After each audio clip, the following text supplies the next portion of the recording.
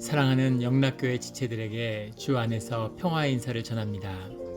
오늘은 10월 15일 금요일입니다. 오늘의 묵상 본문은 예레미야 29장 1절로 32절까지의 말씀입니다. 오늘의 묵상 본문 29장 1절부터의 말씀은 이렇게 시작합니다. 선지자 예레미야가 예루살렘에서 이 같은 편지를 느부갓네살이 예루살렘에서 바벨론으로 끌고 간 포로 중 남아있는 장로들과 제사장들과 선지자들과 모든 백성에게 보냈는데, 예레미야 선지자가 보낸 편지의 이야기가 29장의 내용이죠. 29장에는 총 4개의 편지의 내용이 나오는데, 하나는 예레미야가 포로들에게 보낸 편지, 또 하나는 그 포로지에 있었던 바벨론에 있었던 스마야가 스바냐 제사장에게 보낸 편지, 그 다음에 다시 예레미야 선지자가 스마야 선지자에게 보낸 편지, 그리고 마지막에 예레미야가 포로들에게 다시 보낸 편지, 이렇게 4통의 편지의 내용이 소개되어 있습니다. 역사적 배경은 2차 예루살렘 포위가 끝나고 여호야김 왕과 왕후와 궁중의 내시와 많은 고관들이 예루살렘으로 붙들려간 그 이후죠. 더 구체적으로 보면 28장에서 이어지는 593년 이후에 94년, 93년에 걸친 바벨론의 내전이 종식되고, 그 시기와 함께 했던 반바벨론 동맹이 와해된 다음에, 그 다음에 시드기야 왕이 다시 바벨론에게 환심을 사고 자신의 배반에 그것을 이제 징계를 돌이키기 위해서 사신들을 보내는 거죠. 그것이 3절에 나오는 바벨론에 보내어 시드기야가 바벨론의 왕 느부갓네살에게로 가게 한 사반의 아들 엘리사와 힐기의 아들 그마랴 편으로 말하되 라에 나오는 다시 신하들을 바벨론에 보낸 것입니다. 우리가 반역의 뜻이 없었고 우리가 반바벨론 동맹을 하려는 게 아니다, 이제 이런 해명을 하기 위해서 보낸 것이죠. 근데 이 시기에 또 중요했던 건 이 반바벨론에 대한 모든 민족들이 들고 일어나서 내란이 일어나니까 포로로 잡혀갔던 예루살렘에 있는 백성 대부분이 지금 바벨론의 포로로 잡혀가 있는 거죠. 그들이 바벨론에서 반역을 일으켰다는 겁니다. 그래서 그들 중에 많은 사람들이 처형당하고 진압이 된 거죠. 그것이 1절에 나와 있는 남아있는 장로들이라고 하는 것입니다.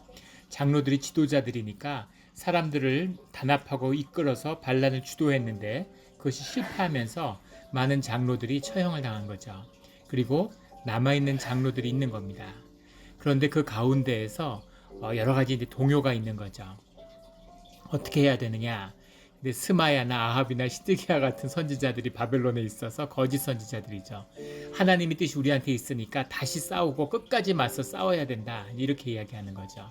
또 어떤 이들은 우상 숭배를 거부하고 우리가 순교해야 된다. 우상을 숭배하느니 예루살렘에서는 그렇게 우상을 숭배하던 자들이 바벨론에 가서는 우상 숭배를 하느니 우리 여기서 싸우다 죽자, 이런 식으로 자꾸 선동을 하고 있는 것이죠. 이제 그 동요하고 있는 장로들, 또 거기 끌려갔던 제사장들과 백성들에게 예레미야가 편지를 보낸 겁니다. 바벨론에 가는 사신편에 그 포로로 잡혀가 있는 그 유대인들의 지도자들에게 예레미야가 편지를 보낸 거죠. 그 편지의 내용은 하나님의 말씀입니다. 그 포로된 백성을 향한 주님의 말씀이죠.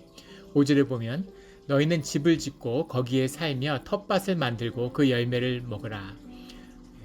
지금 노예로 끌려갔지만 민족들을 이주시킨 것이지, 그 중엔 사실은 감옥에 갇혀 있는 자도 있고 실제 궁성에서 노예로 종으로 산 자들도 있죠. 하지만 대부분의 사람들은 이런 성 밖에 강제 정착이 되어 있는 겁니다.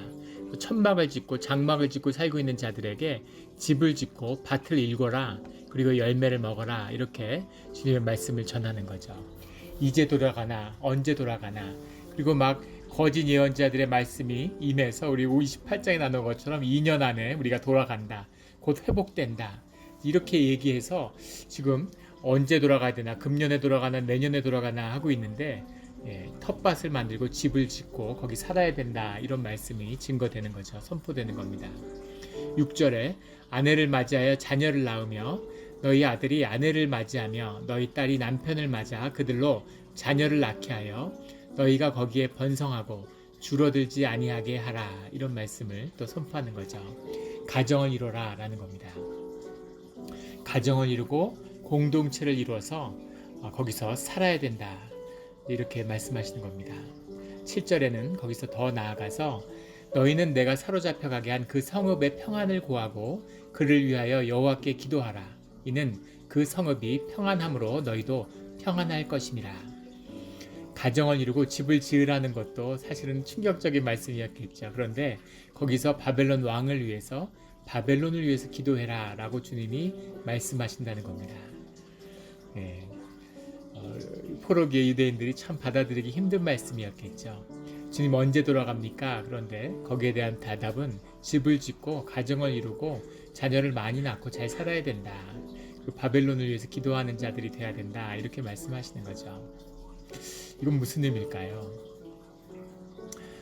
우리 기독교의 이런 그 영성의 전통 가운데 기억되는 로렌스 형제라는 사람이 있죠. 이런 영성가로서 큰 가르침을 줬던 그런 그 영성의 지도자입니다. 로렌스 형제는 젊어서는 주님을 깊이 경험하기 위해서 이제 뭐 여러 가지 혼자서 산에도 살아보고 많은 걸 했는데 나이가 50이 넘어서 공동체 생활을 시작했다고 하죠. 주님을 개인으로 만나는 것이 아니라 물론 내가 주님을 만나는 부분이 있죠. 하지만 주님과 함께하고 주님의 임재 안에 머무는 것이 공동체라는 것을 깨달은 것이죠. 그래서 공동체에 들어갔는데 공동체도 일찍 들어온 사람들이 있잖아요. 나이 들어서 갔는데 주방일을 봤다고 해요. 주방일이 어디나 그렇지만 힘든 일이죠. 일도 많고 또 부상의 위험도 있고 고되고 근데 빚도 나지 않고 매일 또 해야 되고 힘든 일인데 또 로렌스 형제는 이 다리가 불편한 사람이었다고 해요. 그러니까 사실은 부엌일을 하는 게 쉽지 않았겠죠. 그의 기록에 보면 부엌일 자체가 아니라 이제 음식물, 식재료들을 가지고 오는 것 이게 굉장히 이제 힘든 일이었다는 거죠. 근데 그가 그 일을 하는데 처음 몇 년은 너무 힘들어서 정말 하나님의 인도하심이 맞나 이제 이런 생각들을 많은 회의를 가졌다고 합니다. 그런데 사실은 이 일이 아니라 하나님이 함께 하시는 것이 중요하구나라고 하나님께 초점을 맞추는 것을 그 무료한 일상적인 생활 속에서 알게 되었다는 거죠. 그래서 무슨 일을 하든지 아무 상관없고 사실은 그 일 가운데서 주님을 만나는 것이구나. 그 순간 now라고 하는 현재죠. here 여기 here and now라고 하는 지금 여기에 함께 하시는 주님을 무슨 일을 하든 그 가운데 주님에게 포커스를 맞추고 주님의 음성을 듣는 것이 이것이 신앙이구나 하는 것을 깨달게 되었다는 겁니다. 그래서 주님의 이렇게 임재를 삶 속에서 경험하게 되니까 사실 무슨 일을 하든 중요한 것이 아니었다는 거죠. 기도 시간을 구별하지 않아도 일상이 기도가 되는 삶의 길이 열렸다는 겁니다. 달걀 하나를 붙여도 달걀을 붙이는 게 힘든 일이었다고 그래요. 달걀을 수백 개를 하니까 힘들겠죠. 그리고 어떤 사람은 이렇게 해달라 저렇게 해달라 소금 뿌려달라 뿌리지 말아달라 이런 주문들이 있어서 힘든 일이었는데 그 일 자체가 아니라 그 일을 통한 주님을 이제 묵상하다 보니까 무슨 일을 하든 기쁨이 있는 그런 삶의 축복을 경험하게 됐다는 거죠. 그런 그 로렌스 형제의 변화와 그 영적인 영향력이 생겨나는 겁니다. 그러니까 수도원에서는 이번엔 반대로 그 사람을 그 주방일을 못 보고 다른 일을 시키게 하는 겁니다. 그 일이 주는 기쁨일까 하는 거죠. 근데 무슨 일을 하든 상관없는 거죠. 일이 중요한 것이 아니니까. 그래서 주님께 집중하고 주님께 포커스를 맞추는 삶의 비밀을 알게 되었다. 이런 고백을 하는 겁니다. 똑같은 것이 우리 광야의 삶이죠. 우리 신앙의 훈련입니다. 광야의 삶을 통해서 광야에 있는 것이 중요한 것이 아니라 광야에 마음을 붙이지 못하게 하는 것이 훈련의 목적이죠. 광야에는 어디에도 마음을 붙이는 광야에서 여기서 잘 살아야지 광야에서 집 져야지 이런 사람은 없죠. 그런데 그 광야에서 아무 곳에도 마음을 두거나 뿌리를 내리지 못하는 곳이기 때문에 하늘에 뿌리를 내리고 주님께 집중하는 또 아무것도 의지할 것이 없기 때문에 주님께 의지하는 이제 그런 삶이 광야의 비밀인 거죠. 그래서 주님을 만나는 시간입니다. 그래서 애굽에서 노예됐던 자들을 광야로 끌어내어서 주님이 새롭게 하셔서 그들에게 가나안의 복지를 주었는데 다시 가나안의 복지를 애굽같이 만든 거죠. 노예의 길로 세상의 길로 돌이킨 것입니다. 주님이 다시 이 민족을 끌어내서 광야에 두시는 거죠. 그 광야에 둔다는 것은 무엇일까? 마음을 두지 말라는 것이 세상에서 무엇도 이루지 말라는 뜻이 아니라 그 반대인 거죠. 무엇을 이루어도 그것의 마음을 빼앗기지 않는 자가 돼야 된다는 겁니다. 예전에 그 단기 선교를 갔다가 그 단기 선교에서 한 선교사님을 만났어요. 커닝햄 목사님, YM을 만든 그 목사님이죠. 그 목사님하고 이제 밥을 먹으면서 뭐 이런저런 얘기를 나눴는데, 제가 주님을 영접하고 7년 동안 11번 이사를 했다고 이제 그렇게 이야기를 하니까 그분이 뭐라고 얘기하냐면, 당신은 지난 10년 동안 33번 이사를 했다 그러시더라고요. 뭐 선교사니까 이제 그러신 거죠. 그래서 제가 물어봤던 질문의 핵심은 뭐였냐면, 그렇게 이사를 다녀도 좋은데 아이들이 있으니까 아이들이 이렇게 계속 옮겨 다니는 게 성장기에 아이들에게 그게 어떨까, 이제 이런 염려가 있다 이렇게 얘기하니까 그분이 뭐라고 얘기하시냐면, 아이를 데리고 다닐 수 있는데 아이가 이사를 다니는 거는 사실 한두 번의 이사도 애들에게 큰 마음에 상처가 될 수 있다는 거죠. 근데 그것을 피할 수 있는 지혜를 알려주셨어요. 그래서 어디를 가든지 하루나 이틀이 있어도 갖고 간 짐을 완전히 풀라는 겁니다. 절대 이삿짐을 박스에 넣어서 쌓아두지 말라고 그 얘기를 해주시더라고요. 어른들 짐은 쌓아놓을 수 있지만 절대 애들 거를 쌓아놓지 말라는 거예요. 애들 짐을 다 풀어서, 완전히 풀어서 애들이 원래 있던 방처럼 그렇게 만들어줘야 된다.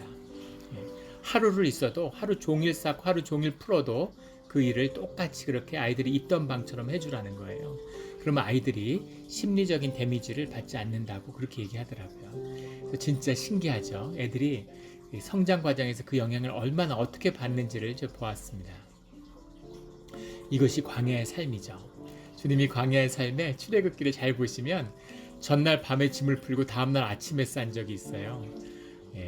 며칠 걸리는 수십만 명이 또는 200만 명까지도 추측하는 그 사람들이 성읍을 쌓았는데 장막을 쌓고 다음날 접는다는 게 어떤 일이겠습니까? 이사 한번 해보시면 알겠지만, 이사하면은 짐을 다 버리죠. 필요 없는 건 다 버립니다. 이사할 때마다 짐이 확확 줄고 살면 짐이 늘어나죠. 자꾸 쌓입니다. 그래서 주님이 광야의 훈련을 통해서 필요 없는 걸 다 버리고 필요에 따라 사는 삶을 우리에게 훈련시키시는 거죠. 동시에 어디에 가든 떠돌이로 사는 것이 아니라 어디에 가도 정착하고 살 수 있는 그 마음을 우리에게 주시는 거예요. 그게 중요한 겁니다. 그 마음을 가진 자만이 가나안에서 뿌리를 내릴 수 있는 거죠. 가나안이 광야보다 더 험한 땅이죠. 광야는 주님이 음식을 주시고 일을 안 하고 주님이 따라다니는 순종만 하면 돼요. 가나안에 들어가면 직접 땅을 갈아서 먹고 살아야 되고 또 거기에 있는 이방 민족과 싸워야 됩니다. 광야는 평야였어요. 애굽도 평야였습니다. 하지만 가나안 복지는 산지죠. 자신의 경험이 전혀 통하지 않기 때문에 주님의 음성을 듣고 분별하고 순종하는 훈련이 되지 않으면 바로 죽는 것입니다. 눈으로 보기에는 더 험한 땅이죠. 그런데 영의 눈이 열리면 거기가 복지가 되고 주님이 주신 분깃이 되는 거죠. 이것이 광야와 가나안 복지의 비밀입니다. 주님이 예루살렘을 복지로 주셨는데 그것을 저주의 땅으로 바꾸었어요. 주님이 다시 바벨론에 보내서 광야의 훈련을 시키시는 거죠. 그리고 그들이 훈련이 제대로 되면 돌아왔을 때 예루살렘이 다시 복된 땅이 될 거라고 주님이 말씀하시는 거죠. 그것이 주님의 백성을 새롭게 하는 그런 길이고 방법입니다. 바벨론에 갔지만 거기서 분명히 뿌리 내리고 사는 것이 아니라 떠나야 되지만 거기다 집을 짓고 텃밭을 만들고 그곳에서 열매를 먹는 것이죠. 그리고 가정을 이루고 번성하라. 6절에 나오는 번성하고 줄어들지 아니하게 하라. 세상을 차지하고 다스리며 번성하라고 하는 창세기의 주님이 인간을 향한 주님의 뜻이죠. 번성해야 하는 것입니다. 이것이 생명을 왕성하게 하는 힘이죠. 노예로 갔는데 우리가 무슨 번성을 할까? 번성해야 되는 거죠. 7절에 노예지만 그 성읍의 평안을 구하고 여호와께 기도하는 자들이 되라는 거죠. 그러면 바벨론도 너희 땅이다 라는 겁니다. 그 땅을 주시는, 그 땅은 분깃으로 주신 건 아니지만 주님이 그 땅을 위해서 기도하는 법을 배우게 하시는 거죠. 내 땅이 아닌 것을 위해서 기도하는 자만이 내 땅을 위해서 기도할 수 있습니다. 그 성읍이 평안함으로 너희도 평안할 것이라. 바벨론이 평안하기 때문에 너희가 평안함을 누리는 그 기도의 비밀을 잊지 말라는 거죠. 10절에 여호와께서 이와 같이 말씀하시니라. 바벨론에서 70년이 차면 내가 너희를 돌보고 너희의 선한 말을 너희에게 성취하여 너희를 이곳으로 돌아오게 하리라. 이때 이미 70년의 그 말씀이 현재 있는 사람들에게 선포되어 것으로 봤을 때 이 70년이 시작되었다고 봐야 되겠죠. 70년이 차면 너희들이 나의 선한 말을 성취하여 너희를 이곳으로 돌아오게 하리라. 주님이 약속도 주시는 겁니다. 반드시 예루살렘으로 돌아오게 하겠다라는 약속이죠. 거기서 하나님의 때를 채우는 그런 훈련을 받아야 된다라는 주님의 말씀입니다. 11절에 여호와의 말씀이니라. 너희를 향한 나의 생각을 내가 아나니 평안이요 재앙이 아니니라. 너희에게 미래와 희망을 주는 것이니라. 이것은 너희를 향한 징계지만 동시에 재앙이나 심판이 아니라 평안이라, 이런 말씀이죠. 미래에 희망을 주시는 그런 말씀이라는 겁니다. 그래서 좌절하지 말고 두려워하지 말고 거기서 충실히 열심히 잘 살아야 된다라는 말씀이죠. 12절에 사람들은 바벨론에 끌려간 것 자체가 저주라고 받아들여지니까 거기 삶이 저주고 저주받은 삶의 자리에서 무슨 용기가 나고 무슨 의욕이 나겠어요. 근데 그렇게 받아들이지 말고 그것을 희망으로, 미래로, 평안으로 받아들이라는 거죠. 이것이 또 중요한 신앙의 훈련이죠. 어떤 조건, 어떤 상황에 처해도 그것을 주님 안을 만나서 주님 안에서 좋은 것으로, 주님의 축복으로 바꾸는 것, 이것이 중요한 우리 신앙의 훈련입니다. 그래서 신앙을 흔히 연금술에 비유하죠. 세상에 어떤 돌을 들고 와도 그것을 황금으로 바꾸는, 왜냐하면 우리 가운데 주님이 함께 하시기 때문이죠. 그 비밀의 문을 너희가 열어야 된다라는 겁니다. 12절에 너희가 내게 부르짖으면 내게 와서 기도하면 내가 너희들의 기도를 들을 것이요. 13절에 너희가 온 마음으로 나를 구하면 나를 찾을 것이요 나를 만나리라. 이거죠. 사실은 우리 성경 전체에 흐르는, 구약 전체에 흐르는 주님의 가르침입니다. 너희가 기도를 하면 그 기도에 능력이 있어서 들릴 것이고 너희들이 나를 구하면 나를 만나게 될 것이다 라는 거죠. 그런데 왜 기도하는데 응답이 없고, 왜 기도에 능력이 없고, 왜 주님을 만날 수 없습니까? 왜 주님의 음성이 들리지 않습니까? 그것을 듣게 하기 위한 공동체 회복이 있어야 되는 거죠. 죄와 거짓으로 얼룩져서 완전히 썩어버린 그런 교회와 공동체가 고난을 통해서 회복이 있어야지만이, 광야의 훈련이 있어야지만이 다시 그 기도와 주님을 향한 마음이 회복되는 것입니다. 주님이 그것을 우리 가운데 이루겠다고 약속하시는 거죠. 그것을 이루는, 회복이 일어나는 주님을 향한 기도와 믿음이 회복되는 이 고난의 때가 되기를 예수 그리스도의 이름으로 축원합니다. 그리고 이어서 예레미야는 또 중요한 하나님의 말씀을 선포합니다. 16절에 나오는 다윗의 왕자에 앉은 왕과 이 성에 사는 모든 백성 곧 너희와 함께 포로되어 가지 아니한 너희 형제에게 여호와께서 말씀하시느니라.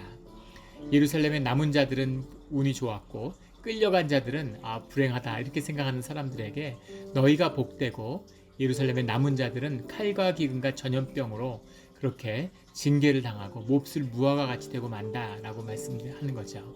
이것이 주님이 우리에게 보여주시는 실제의 모습입니다.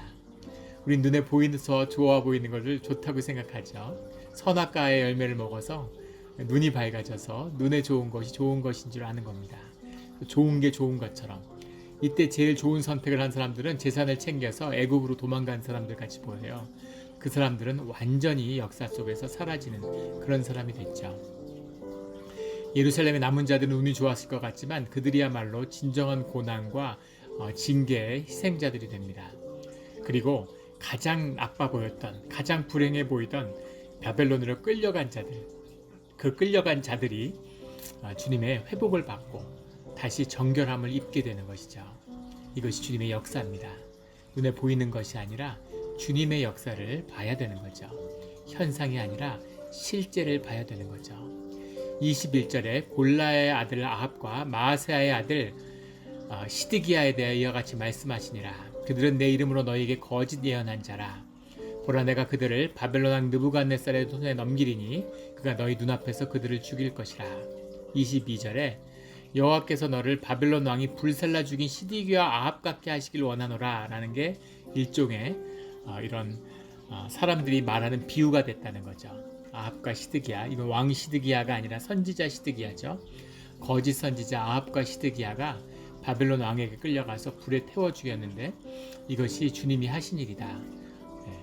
주님의 말씀을 거짓되이 전하며 주님의 이름을 망령되게 하는 자들은 주님이 어떤 처분을 받게 하시는지를 보여주는 거죠. 말씀이라는 것은 귀하고 엄한 것입니다. 말씀을 두려워하며 그 안에 있는 진실을 만나야 하는 것이죠. 종교인들을 향한 하나님의 경계와 징계의 말씀이죠. 오늘날도 온갖 종교가 그 기독교의 이름으로 주님의 이름으로 거짓이 횡행하고 있습니다. 정치에 개입해서 무슨 종교와 정치랑 항상 결탁하죠. 그거는 종교의 악의 본질적인 것입니다. 그래서 무슨 대선에 개입하고 누가 하나님을 세웠느니 하나님의 뜻이 어디 있느니 하는 얘기들이 미국에 난무하고 있어요. 그래서 그런 미국 복음주의의 추한 민낯을 보는 것이죠. 타락한 더러운 속사를 보여주는 것입니다. 그런 자들은 주님의 엄한 징계를, 하늘의 징계를 받게 되는 것이죠. 25절과 26절에 스마야라고 하는 이 스마야는 바벨론에 끌려간 사람들과 함께 있는 바벨론에 있는 거짓 선지자입니다.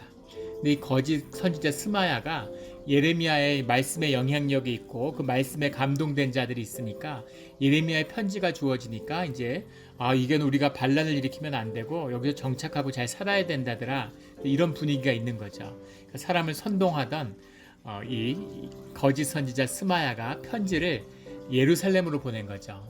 예루살렘으로 보내서 예루살렘에 있는 제사장 스바냐에게 글을 보내어 이르기를 25절에 나온 26절에 여호와께서 너를 제사장 여호야다를 대신하여 제사장을 삼아 여호와의 성전 감독자로 세우심은 모든 미친 자와 선지자 노릇하는 자들을 목에 씌우는 나무고랑과 목에 씌우는 쇠고랑을 치우게 하심이언을 27절에 이제 내가 어찌하여 너희 중에 선지자 노릇하는 아나돗 사람 예레미야를 책망하지 아니하느냐. 왜 예레미야를 책망하고 예레미야를 단속을 하지 않아서 이런 편지가 여기 오게 하느냐, 이제 이런 항의를 하는 거죠. 네가 제사장이면 예레미야를 단속하고 예레미야가 예언을 못하게 막았어야 되지 않느냐. 그러게 목에다가 고랑을 씌웠어야 되지 않느냐. 씌우기도 했었죠. 그런데 예레미야가 하나님과 함께 하시기 때문에 막을 수 없는 거죠. 말씀의 사역을. 그걸 막아야 되지 않느냐. 이렇게 책망하는 글을 보냈다는 거죠. 그러자 29절에 제사장 스바냐가 스마야의 글을 선지자 예레미야에게 읽어서 들려줄 때, 그러니까 스바냐가 제사장이지만 권위가 없는 거죠. 하나님의 말씀을 듣지 못하니까. 그러니까 예레미야 선지자의 말씀을 스마야가 또 하나님의 말씀이라고 보내니까 그 안에서 이제 두려움이 있었겠죠. 그리고 아마도 예레미야 선지자에게 우호적인 마음이 있었을 겁니다. 그래서 스마야의 글을 예레미야에게 읽어서 주는 거죠. 그러니까 예레미야가 그 뜻을 주님께 여쭤보는 거죠. 그러니까 하나님의 말씀이 예레미야에게 임하는 겁니다. 스마야의 이야기가 무엇인가에 대한, 그게 진실이 무엇인지에 대해서 이야기하는 것이 31절과 2절의 말씀이죠. 이 말씀을 포로들에게 다시 편지로 보냈다는 겁니다. 스마야에게 보내지 않고 스마야에게 얘기하지 않죠. 거짓 선지자에게 이야기할 필요가 없는 겁니다. 백성에게 이야기하는 거죠. 31절에 너는 모든 포로에게 전언하여 이르기를 여호와께서 느헬렘 사람 스마야를 두고 이같이 말씀하셨느니라. 내가 그를 보내지 아니하였거늘 스마야가 너희에게 예언하고 너희에게 거짓을 믿게 하였도다. 그러므로 여호와께서 이와 같이 말씀하시느니라. 32절의 말씀에 내가 느헬렘 사람 스마야와 그의 자손을 벌하리니 그가 나 여호와께 패역한 말을 하였기 때문에 이 백성 중에 살아남을 그의 자손이 하나도 없을 것이라. 내가 내 백성에게 행하려 하는 복된 일을 그가 보지 못하리라 하셨느니라. 그래서 스마야의 자손들이 멸절되는, 스마야뿐 아니라 그의 온 가족이 스마야로 인해서 선지자의 가정이니까 아마 레위 지파에 속하는 그런 온 가족이 그런 전통 가운데 있는 사람들이었겠죠. 근데 그들 모두를 스마야와 함께 모두 벌하셨다라는 겁니다. 주님의 말씀을 거역하고 욕되게 하는 건 무거운 대가를, 생명의 대가를 반드시 치르게 돼 있는 거죠. 그런데 스마야 선지자와 예레미야 선지자의 말씀 중에서 어떤 게 더 끌렸겠어요? 일제시대라고 한번 생각해 보십시오. 일본에 맞서야 되고 뭐 폭탄 테러를 하고 죽음으로써 하여간 저항해야 된다 이렇게 얘기하는 사람이 있는데, 차라리 일본의 노예가 되느니 죽자 이렇게 얘기하는 사람이 있는데, 주님은 그렇게 저항할 필요 없고, 너희가 잘 살고 일본을 위해서 기도해줘라. 일본이 평안해야 너희도 평안하다. 이렇게 한번 말씀을 전했다고 생각해 보십시오. 정말 돌로 때려 죽이고 싶겠죠. 예레미야를 죽이려고 하는 사람들의 마음은 지극히 정상적인 것이에요. 상식적인 것입니다. 용서가 안 되겠죠. 스마야 같은 사람은 정말 애국자고 뭐 열혈 독립운동하는 운동가 같이 보이겠죠.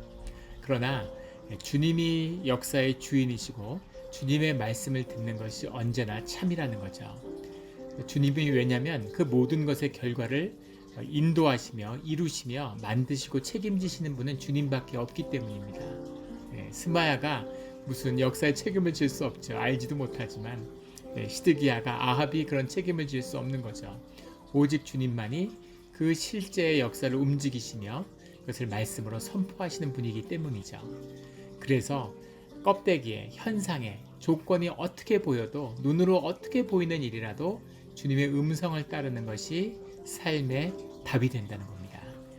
아마 기도하고 분별하시면서 삶 가운데 그런 순간들을 맞이하셨을 거예요. 아무리 생각해도 이 길이 맞는 거죠. 그런데 주님은 아니라고 말씀하시는 겁니다. 그러면 아닌 거죠. 주님의 음성을 따라가는 게 맞아요. 아무리 좋아 보이고 아무리 인간적으로 생각해도 A라는 길이 옳은 것 같은데, 그런데 기도해 보면 A가 아니라는 거죠. 마음에 꺼리낌이 오고 B가 맞다는 생각이 오는 겁니다. 마음에. 그러면 B가 맞는 겁니다. 그래서 B를 하면 항상 잘 되고 좋은 것이냐? 그럴 수도 있고 아닐 수도 있죠. 왜 저항을 하지 않고 결국 노예로 살아가는 게 옳았느냐? 그 답이 될 수 있는 분은 주님밖에 없는 것이죠. 눈으로 보기에는 A로 하면 좋았을 텐데 왜 B로 해서 이렇게 됐을까? 그래서 우리가 어떻게 보면 인생에서 주님의 이름으로 망하는 선택을 자꾸 하는 거죠. 저렇게 했으면 더 잘 살았을 텐데, 저렇게 했으면 더 잘 됐을 텐데, 그랬을지도 모르죠. 그러나 주님의 이름으로 산 선택, 주님의 뜻을 이룬 선택이 아무리 눈에 좋아 보이지 않고 세상에 보기에 망하는 선택같이 보여도 그것이 결국은 주님과 함께하기에, 주님이 우리 가운데 회복되는 길이기에 그것이 우리가 부활하는 길이고 부흥하는 길이고 사는 길이라는 겁니다. 그래서 주님의 말씀을 분별하며 주님의 말씀에 순종해야 되는 것이죠. 주님이 우리에게 말씀을 주신다는 건 우리에게 희망이 있다는 겁니다. 주님이 말씀을 거둬들이면 희망이 끝나는 거예요. 그냥 끝나는 겁니다. 말씀이 우리 가운데 주어질 때, 하나님의 말씀이 우리에게 아직 증거될 때 그 말씀을 듣고 돌이키는 그때가 바로 이때여야 되는 거죠. 우리 모두 주께 돌아가는, 주께 돌이키며 우리가 경건하여지고 깨끗한 공동체로 구별되어서 주님 앞에 예배로 다시 쓰는, 아마 조만간 다시 예배가 열릴 것 같습니다. 예배가 다시 열려도 결코 쉽지는 않겠죠. 많은 어려움이 있을 거고 또 코로나에 대한 위협 때문에 교회들이 겪는 어려움들이 아주 클 거예요. 그러나 아무 걱정과 염려하지 않습니다. 왜냐하면 교회는 주님의 몸된 교회로 회복되는 시기에 서 있기 때문이죠. 주님의 뜻에 합당한, 주님이 원하시는, 주님이 받으셔야 되는 그런 예배를 드리는 공동체로 거듭나는 이 시기가 될 거라 믿습니다. 그 예배 가운데 다 같이 쓰는 우리 영락 공동체가 되기를 예수 그리스도 이름으로 축원합니다. 아멘.